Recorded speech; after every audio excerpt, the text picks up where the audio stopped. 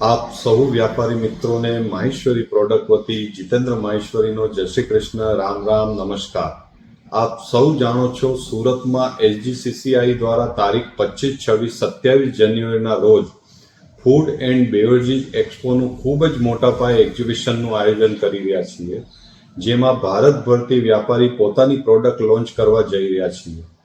જેમાંથી માહેશ્વરી પ્રોડક્ટ અમદાવાદ, જે 1996થી ગુલકંદ ઇન્ડસ્ટ્રીમાં છે, આજે ગુલકંદનું ખૂબ જ મોટા પાયે પ્રોડક્શન કરે છે અને ભારતભરમાં અને બહાર પણ એક્સપોર્ટ કરે છે।